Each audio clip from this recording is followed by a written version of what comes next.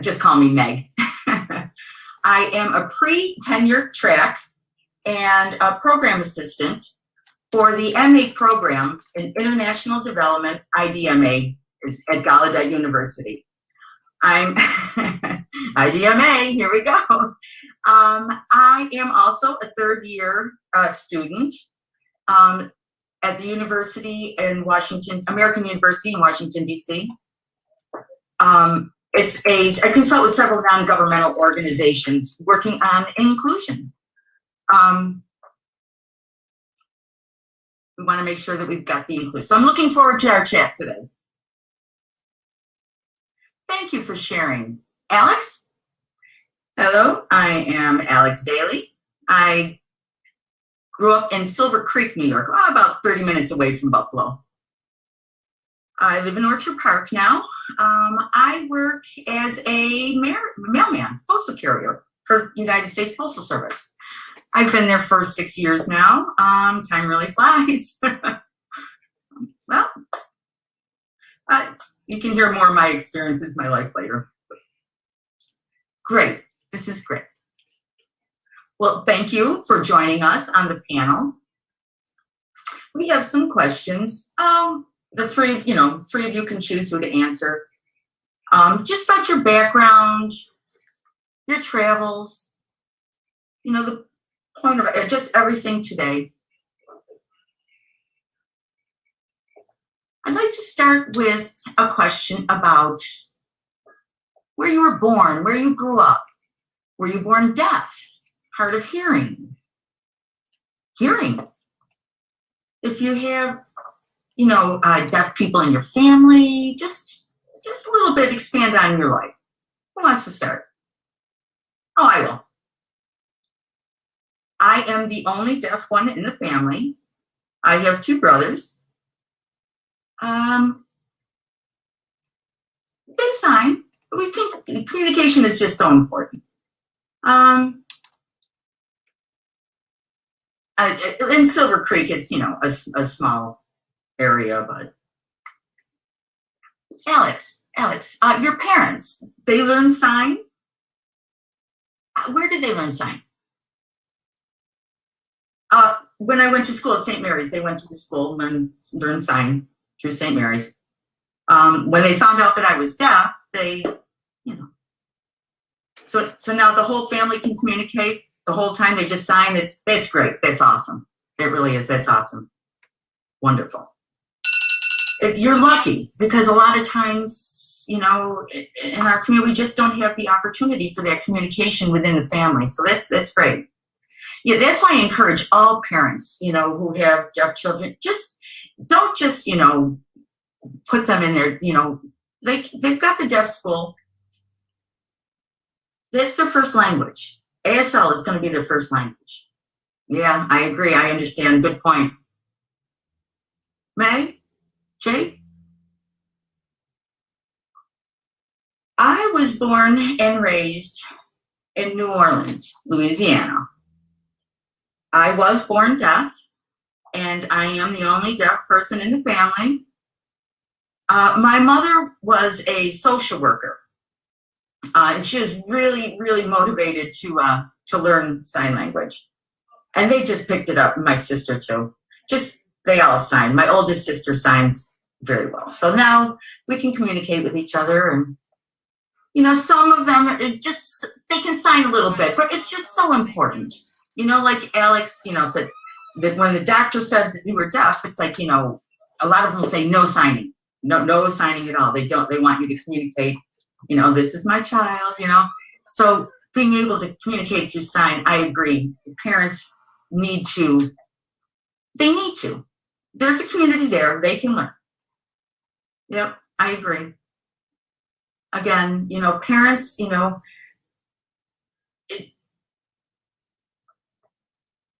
they need to be educated.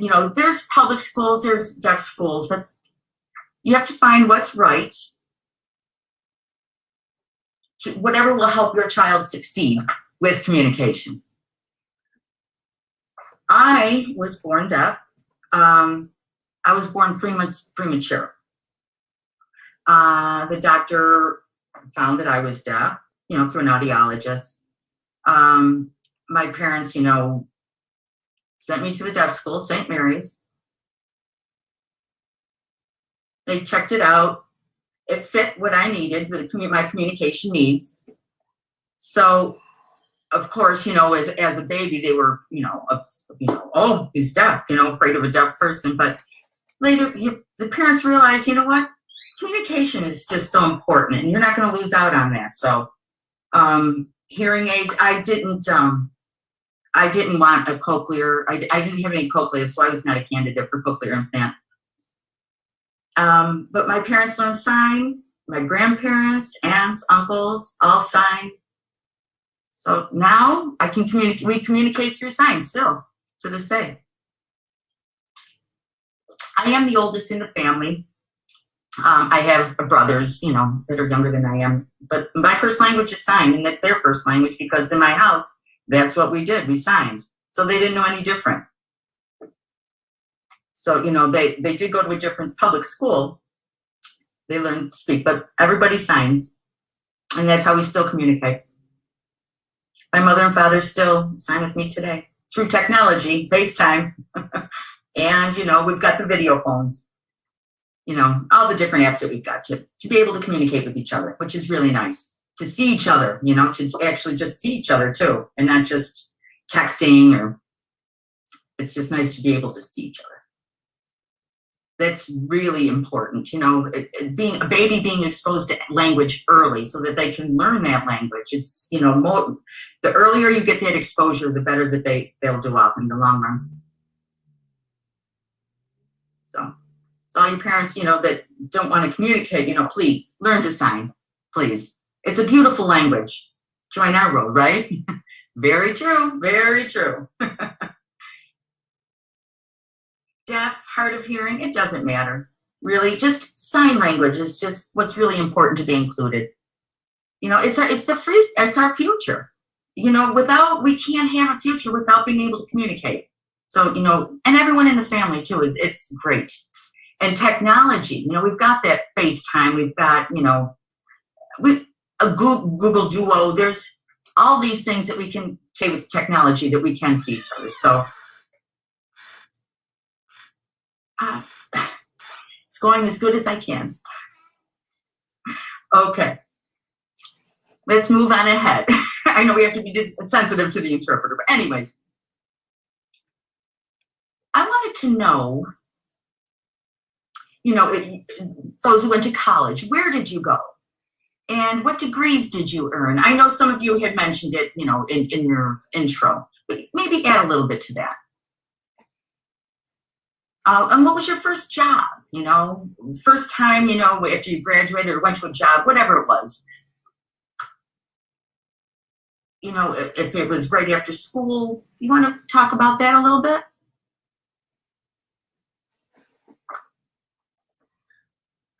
I graduated from St. Mary's School for the Deaf and decided I was going to college. I wanted to go to college. I went to Gallaudet University, Washington, D.C. It was the first deaf university, the only deaf university in the world. So it's deaf Mecca, really. The community is just a deaf community. So everybody signs at the school. So everybody. So we have teachers, students, everybody signs. There's open communication everywhere.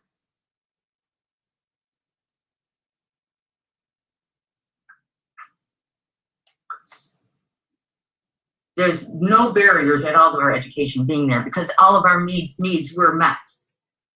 So my first job really, was an internship really in Capitol Hill.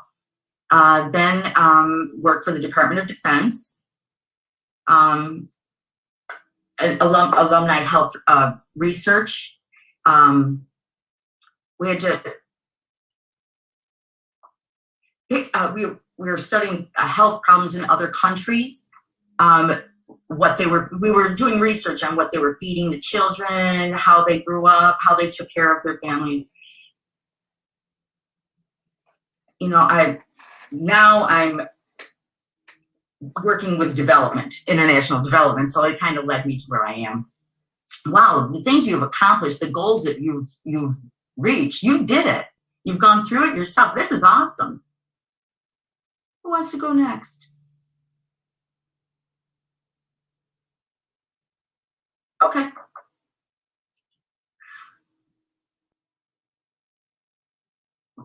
Again, what was the question again?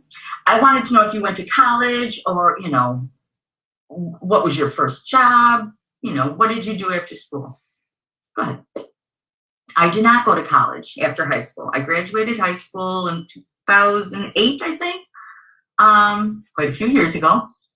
I did different jobs, worked at different jobs, a lot of different jobs. I went through BOCES. So, I had some, carpenter experience. But out there, they just wouldn't let me get more experience because I didn't have the experience. So it's how are you supposed to get experience? So it was extremely frustrating trying to just find these different jobs. And then I applied for I applied at the hospital as a groundskeeper.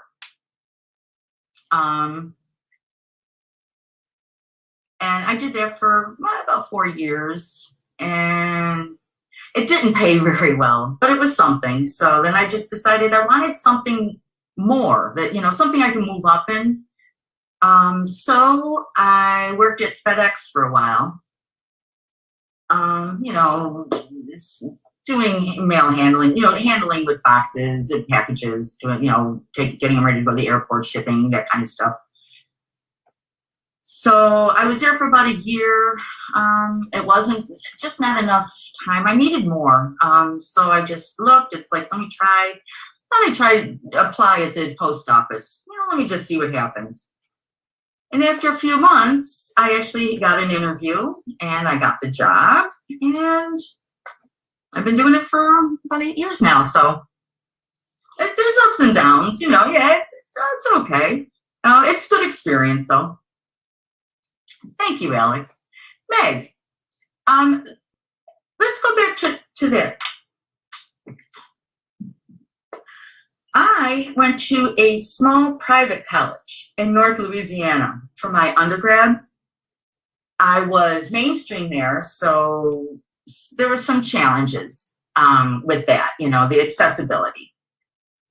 Just making sure I had an interpreter, it was a challenge. And then I graduated, and after that, I moved to the country. I went to Kenya. Oh, when I came back, I wanted to do more. I decided to go ahead to go to Gallaudet. I just felt like I should be there. I was a deaf school. That's where I should be. And it was the best decision of my life. I got a degree in international development.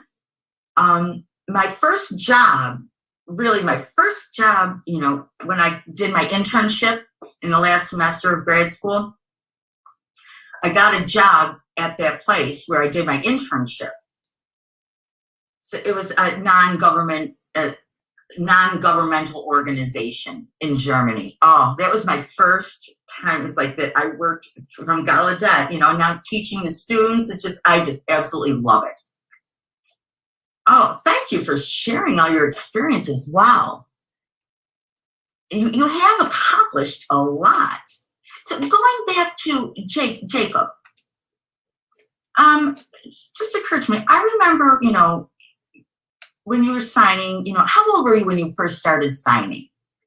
Do you know? I don't remember exactly, but I know my mom has told me stories about my first sign was, Dad.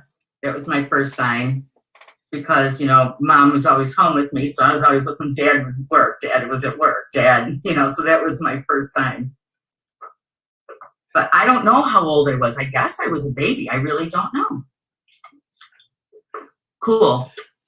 Yeah, and just from there, I don't know, just you pick up language. It's a wonderful experience. What about you? I'm wondering, what about the two of you?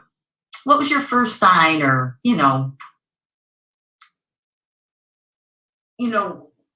how did you learn to sign, or, what tips, I guess, can, maybe you give to our community, parents or, just the community at large? Any tips you've got, if you have deaf children or just want to be involved? Well, my mother didn't find out I was deaf until I was 18 months old. So, she went to knew something. It's like, huh. So then she brought me to get tested and found I was deaf. And I don't really remember. My mom tells me stories always, she would show, I would show she'd show me a picture of do you want this? Do you want this? And then she would say apple. She would sign apple. And it was really important. And, it's really important for parents to learn sign, to make sure that they can make the connection with the kid, that age, just what do I like, just to make that connection with the sign and what it is. So really just being with the deaf community, with deaf people, that will have your skills taking right off. And it's your identity too. Thank you for sharing. It's great. That's great. Alex, you want to share something? Well, when I was born, I guess my parents didn't find out I was deaf until later. At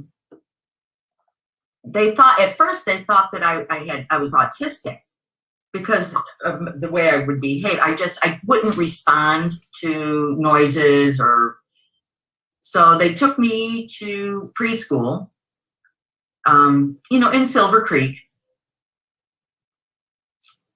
And, I just didn't learn enough. I wasn't able to communicate. So something was missing. Definitely something was missing. So they brought me to St. Mary's School for the Deaf. And that's when I started learning language, sign, but yes, my parents did come at that time too. So yes, I did learn through them as well, but it was there, they were learning sign for their son. So, that's, a lot of families, children out in the community, most of them, the moms, aunts, cousins, it's,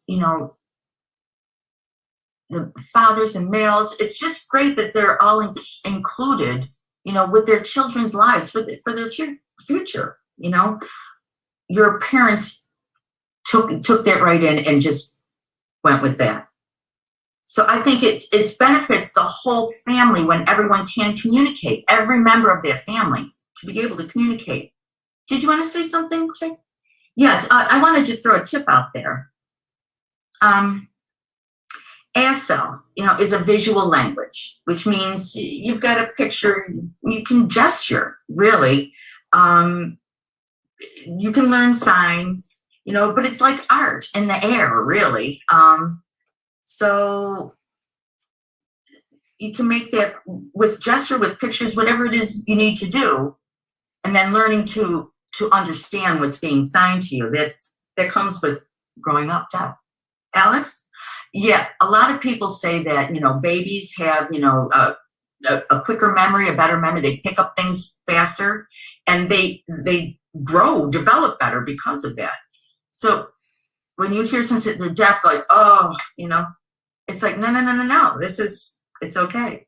They have language, they have access, anyone can do it. Yeah, great tips. Going back to the questions, about your, you spoke about your different jobs, and the communications and some tips. How about you share, how you got to the job, what is it like today? What are, some of the specific education you need? What are your specific trainings, the duties that you have for your job? How long have you been working there? I know some of you have mentioned, a little bit about that, but you want to add anything more about that? Any things you faced or, based on your experiences, maybe help someone out, just what, share your experience, I guess, with work. I'll go. Well, I work for the government. So for the general public, and it requires, meeting everyone's needs, access needs, providing interpreters, having deaf interpreters throughout the job, all day, every day with me. My job requires a lot of communication with people. There's a lot of talking going on. So, and my colleagues, without an interpreter, I would not be able to do my job.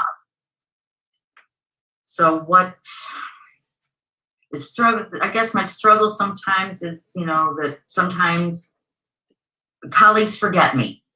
Sometimes they forget, they're talking and they forget to include me, to let me know something. But that's a normal everyday thing with our lives in our community, it's just everyday life, really. So I found that, communicating with each other, as soon as you get to work, it requires me to having, I'm required to have a college degree. And I was encouraged to get that college degree. I encourage you all to get a college degree. For now, I work at Capitol Hill, finding the right words for policies, for the legislators in the colleges. It's really important that deaf children and hard of hearing children have access to college. It's really important to get that degree. Great. Thank you for sharing that, Jacob. Megan, did you want to say something?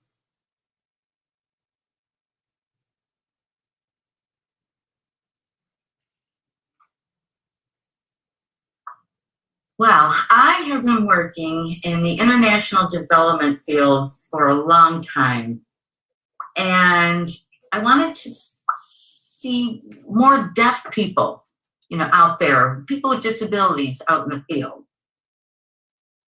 I would see projects and programs, and they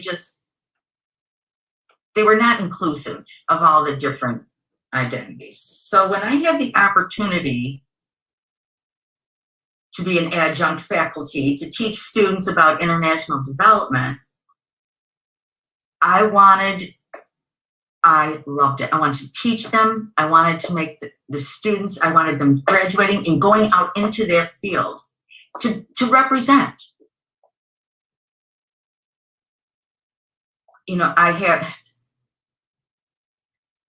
I went straight through. So when I graduated college, undergrad, I moved to Kenya, and I worked with deaf, blind people, because at that time, it's just people with disabilities had the right for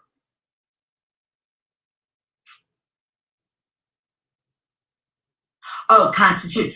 Gotcha. So their Constitution. They didn't have rights there. People do not, the people with disabilities do not have any rights in the Constitution. So that organization, we were working with them, trying to develop, possibly, develop and include these people. So I wanted more of that. I was able to teach, that program. I was able to teach, and while I was in the program, I did a lot of different internships at the State Department with the special advisor on international disability rights. That's Judith Human. She leads it. But I worked with her. It was really, it really helps me to teach today too, what I learned from her. So my experience as a deaf person, and then, a woman, a Black woman, just all of this, with the students, it's like, I want to be a part of that change. Oh, wow, that's wonderful. Thank you for sharing that. Your experiences and just, wow. Alex? Well, I sent my resume, I'm deaf, and, when they would ask me to come interview, of course, I would, ask for an interpreter. They do provide interpreters. About a year later, I worked at the job for a while. I could see I had a few frustrations coming up. People, it's like,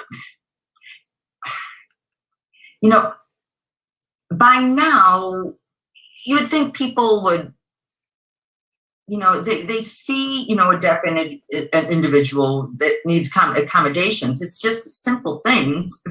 Every morning, they'd have a meeting before we start work, to go back out on the street, start delivering. So there's safety meetings, no interpreters. They have, insurance papers, that you're supposed to, it's like, I've got questions. I asked them, English is not my first language. I keep telling them that English is not my language. I keep telling them that. And it just, finally, I got them to, set up some technology, VRI, at least something, so I could have some kind of an interpreter ready just for brief things, but things that I'm missing out on, people, forget. A lot of people forget that we're here. But, things are getting better because, we're fixing it for the other deaf people. You know what I mean? So they're going to have jobs. We want to make sure that it's ready and accessible for them. I don't have a college degree. I don't. So I didn't need it for what I'm doing, but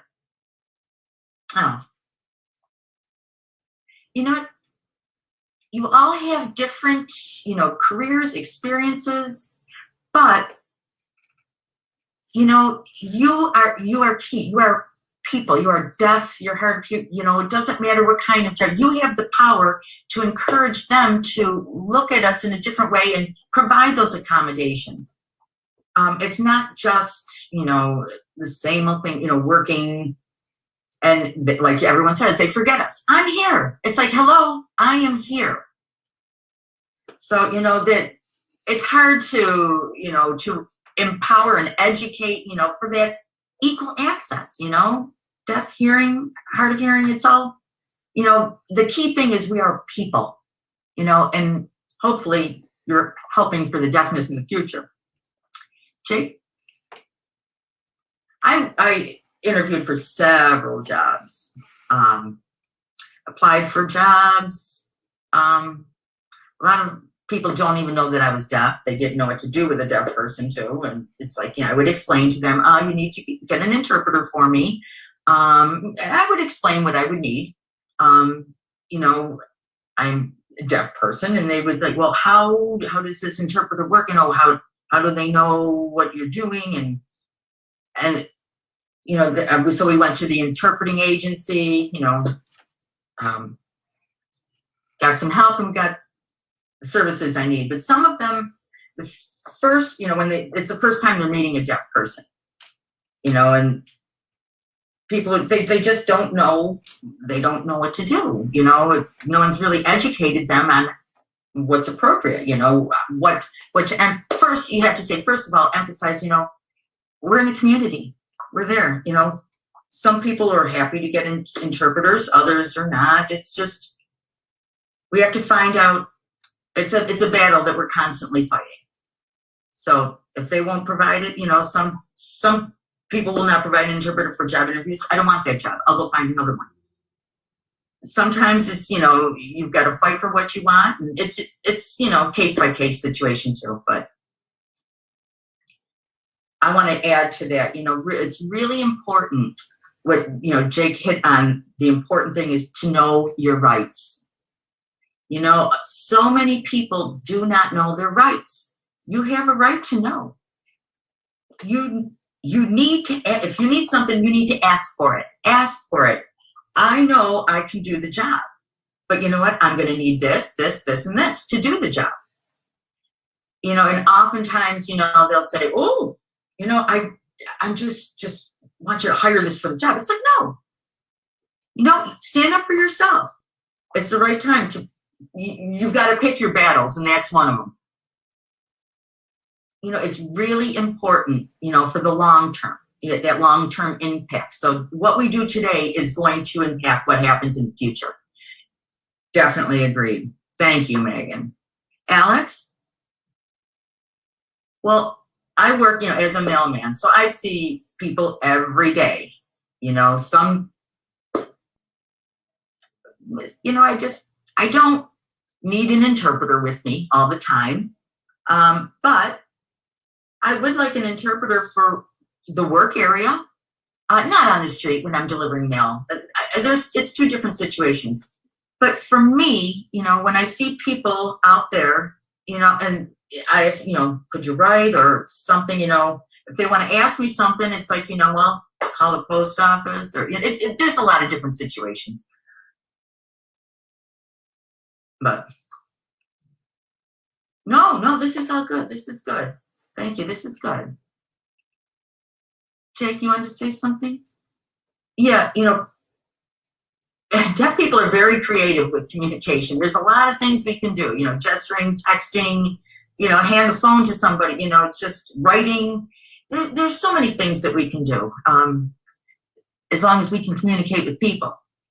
And Alex, if you were with me for a day, communicating, you wouldn't need the interpreter for delivering the mail, but when you're in with people, it's a variety of situations and just having your needs met. It's great that you've shared your experiences and, thank you for sharing it all this information. Maybe you could briefly explain how to advocate at your job, same time, anything you want to let us know. Do you have,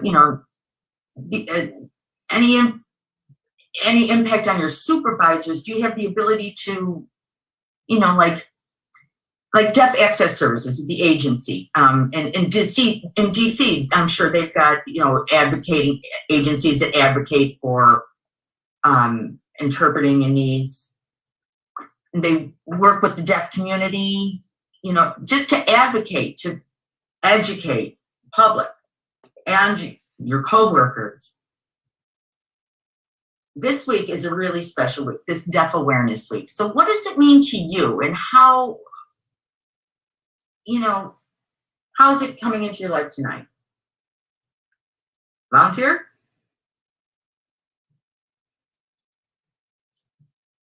Jacob. Deaf Awareness Week, to me, is a celebration week for us, the deaf community, the hard of hearing community, everyone that we are today.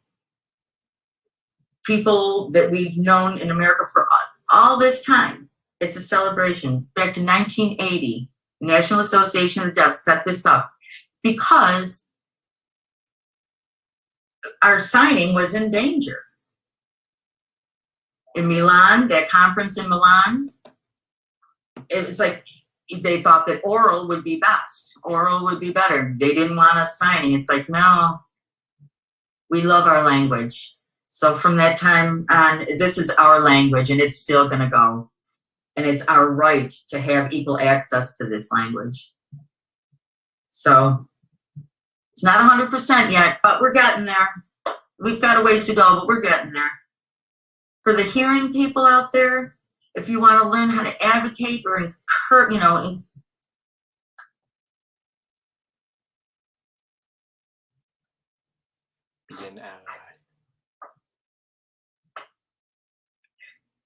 Be an ally. Be an ally. I'm sorry.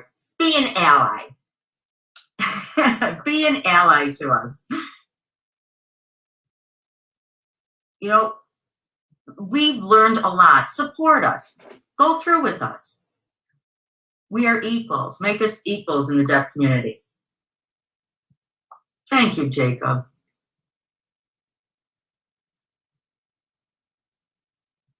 Well, people know that, we are here. We're cool. Okay? We're beautiful, right? It's a celebration. It's a week of celebrating, showing people who we are. And, you know, the only thing we can't do is here, right? We can do anything. The only thing we can't do is here. So, you know, anyone can do what they want to do. Agreed. I support that. Again, you know, both of you have said it, you know. It's deaf people have always been here. We've always been here. I appreciate this week, though, to just put the spotlight on us, you know, our community, our values, our language, our just everything, who we are. And also, it's really special to me, you know, the deaf community, you know, and all aspects of it, you know, whatever, however you identify, it's all beautiful. Signing to a person, it gives an opportunity for, like, Black ASL. I can show a lot of other countries, their sign is, you know, being highlighted, spotlighted, all the different signs, all the different aspects of us. People are watching. So people are watching all over. So, you know, working, access to work, signing at work, it's really important. People need to know that we do this. So this week gives us the opportunity for us to show who we are. Agreed. Awesome answer. Perfectly said. Now I've got a question. The impact on society, Deaf Awareness Week. What are you hoping is going to happen? What do you hope? How we can impact the community or whatever, hearing community, or what impact would you like to make? You know, whether it be school or wherever.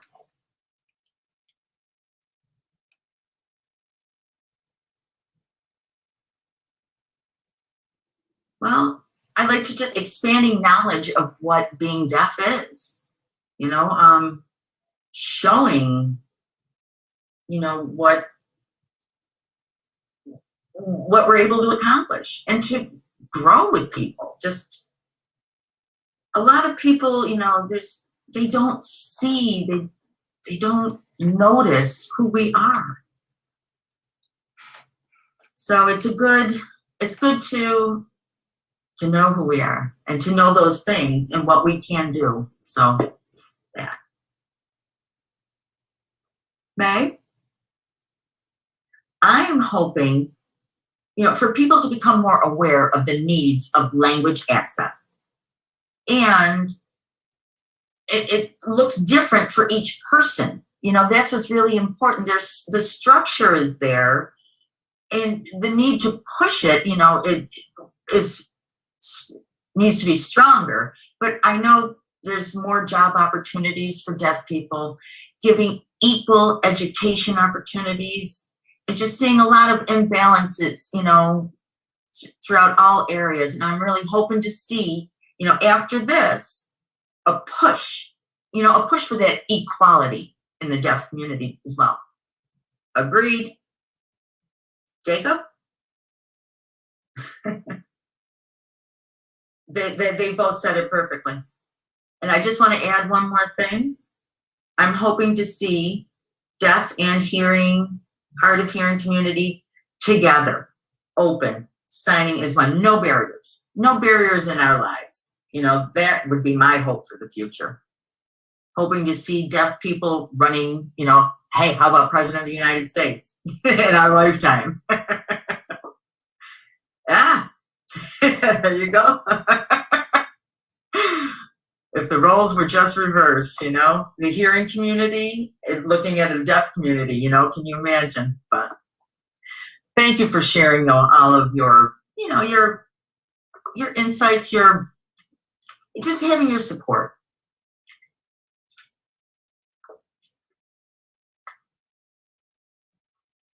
All right, well, how can we make things more accessible, you know, compared to how it was in the past? You know, is it better now than it was? What do you think? Technology has changed technology has really improved to remove a lot of our barriers. It is improving, yes. Human deaf awareness. If there's something that needs to be fixed, it's always another way to improve things. So there's always a way to make the system better. Yep. May?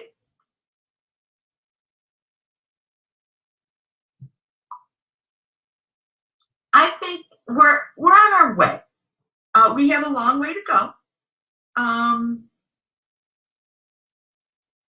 More laws and policies, legislation. There are gaps there. There's gaps. I think for us, moving on in the future, to have more deaf and hard of hearing people involved, need to be aware of, who's making these decisions.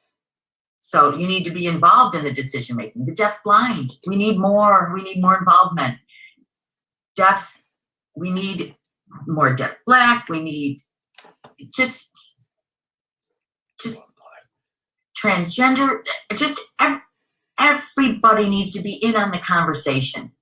That way, when we can make it happen, we can make it more accessible for everyone, not just, deaf community, deaf, everyone. Well said. Jake? No, same. Yeah, we've only got maybe 15 minutes left. I just want to check and see what the chat box is saying.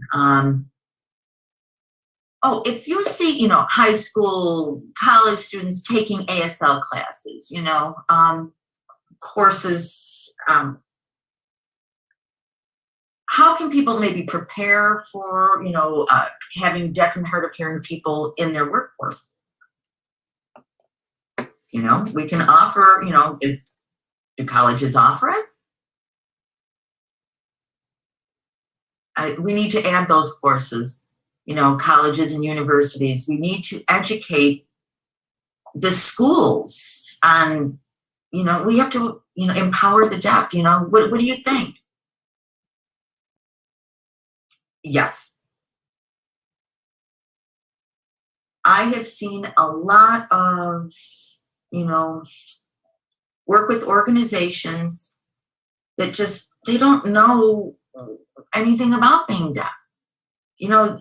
They didn't think to just put a deaf person there. They just do the project. Often they are not aware of any part of it. So exposure, maybe that would make it better. The more they're exposed, and just the world in general. We have a lot of languages, Spanish, just French, just all these languages.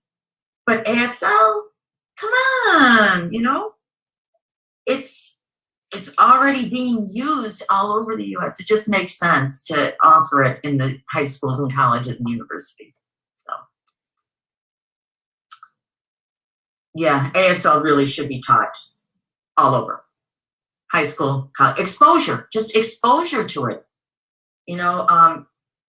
It's important for, hearing people to understand where we stand, and there's lines, and to advocate for us. I mean, instead of taking over, just advocating for us. We don't want them taking our positions, just, you can see, having deaf actors in deaf roles, that kind of thing. People are like, it's fine to just take over that role as a hearing person, but it should be a deaf person. So it should be authentic. So it just included, deaf can lead too. Deaf-led forums. It just, right? Thank you, Jacob.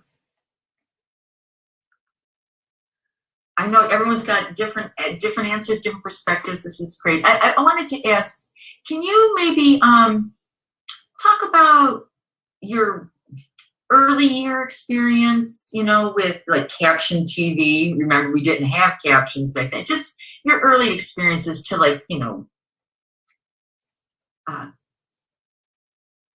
like live news and, just, breaking news, that kind of stuff. And what was your experience, way back when? And again, having, equal access to knowing what's going on. We're always, I just want to be with everyone else. So what do you think, Alex? Well, I do remember going to the movie theater. And I remember I had the goggles. And it's like, because sometimes the words wouldn't show up, just the same thing on the news. The captioning doesn't say it right. I would much rather have captioning on the screen, instead of those glasses. Those glasses, you've got to, I wear glasses and I have glasses on top of glasses. So again, it's getting better, again, technology, it's getting better. But with the news, live news, rarely do I see captioning that's accurate. Rarely. On the phone, I put it on the phone and I see the news and the caption. It's like, oh, it's not accurate. It's frustrating, I just tend to ignore it then. I'll read the article later. I don't want to read it, but I'd rather just see it, but, yeah, I understand perfectly. Thanks, Alex. Jacob. In the early years, there was a special machine for captioning on TV a long time ago. I don't know, I'm old, I may be older than you. It was a box that you would actually put on top of the television for captioning. You don't need that anymore. It's already automatically on the TV, So, technology has changed through the years, especially with captioning. Is it perfect? No, it's not. Like Alex said, it's not. Especially the live news, live presentations, it's very hard. So you wait for the recording, because it's hard to do it, have that live feed and have it captioned accurately.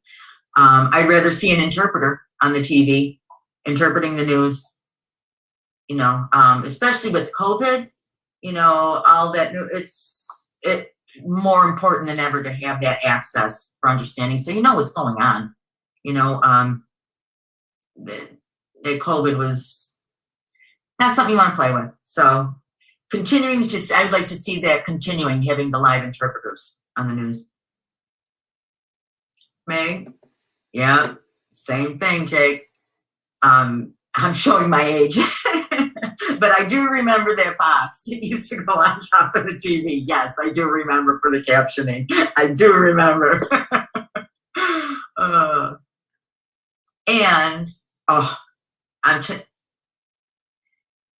The best access to capture. It's so much better now. It does drop out, but YouTube, a lot of people they're getting it. They're on TikTok, all these things, but there's no captioning. Now, going back to Deaf Awareness Week, now they know, maybe now people who are on, Instagram or TikTok or Facebook or whatever, making posts, it's like, what? Add captioning, it'd be awesome. So we've got some growing to do with that, but, it's getting better. So I'm fortunate that I'm in DC. I am. The movies are captioned on the screen, which is awesome. I'm hoping to see that everywhere. It should be everywhere, not just in DC. So, right. Thank you. Thank you for sharing. Okay, we've only got a few minutes left. We're just going to 7:30. So I guess for the deaf and hard of hearing students, specifically the students, you want everything about, we want to say about their future. Yes, I would.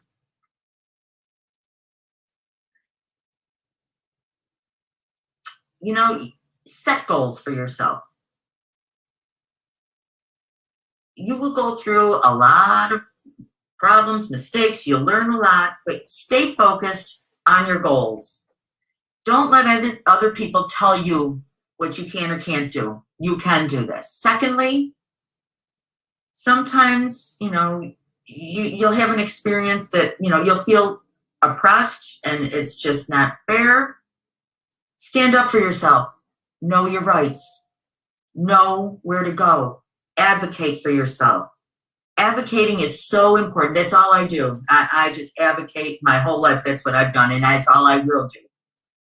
I advocate. So students, stay in school and graduate. Oh, agreed, definitely. So what are your thoughts about, New York State, the governor having a difficult time, having an interpreter there for the conferences? Every day now there's one, COVID, whatever, but how does the community handle that?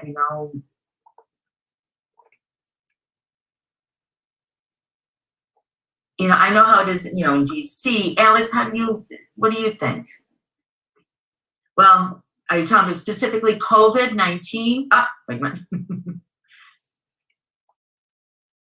They just didn't give enough information, to the deaf community, in New York, about the COVID-19 when it first hit.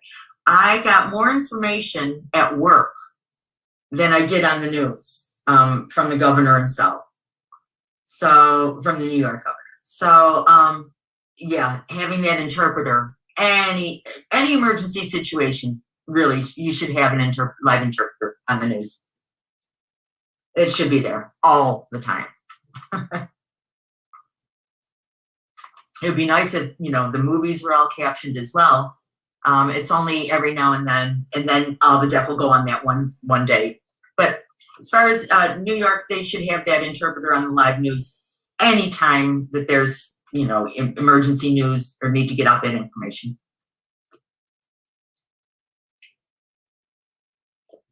Okay. Jacob?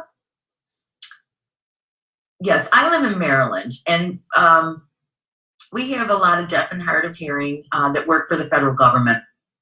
And they're always ready to explain, whatever, needs or rights you have, but we all advocate for ourselves.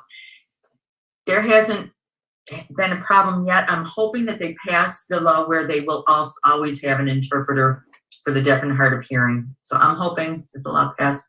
And we'll see how the community handles. I know they're keeping on top of it. So it's for the good of the people. So the governor should always have it no matter what. So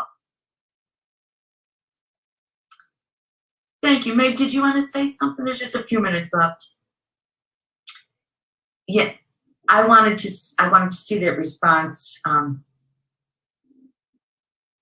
There's a large deaf community here in DC, and unfortunately, often in other places, other states, there's just, they have to recognize and be aware of the power, really, there's life and death situations, and you need to really, so many times the government just, it's really important for the community to speak up that they need to know. We're pushing for the New York response. They push for that in New York. Kudos to you. And I'm hoping that that continues for all things going, all events, not just the COVID, but for all informative events. Agreed. All right, we just have a few minutes left. I think it's going to be time to wrap up.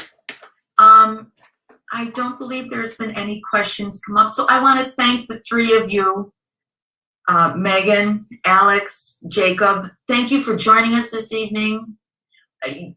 Really, it's been invaluable, your information, informing the community, and for them to see you, tonight, it's great. We have three great role models here. So thank you so much. And also, thank you, a special thank you to Sorensen for their support for these events through Deaf Awareness Week. And a special thank you to the interpreter, Karen, for your interpreting. I know it was like going all the way through. Thank you so much. Again, thank you, all of you. Have a great evening. I don't think there's any questions, so we just maybe have a minute. Is there anything, that you wanted to mention for the community, or Alex? High school students, don't be afraid to learn, okay? Don't be afraid to learn. You may like it, you may not, but you may like it, okay? So do it for yourself. All of you, you did a great job. Thank you so much. Just a few minutes. Okay. All three of you, don't log off yet. Just hang on for a minute. And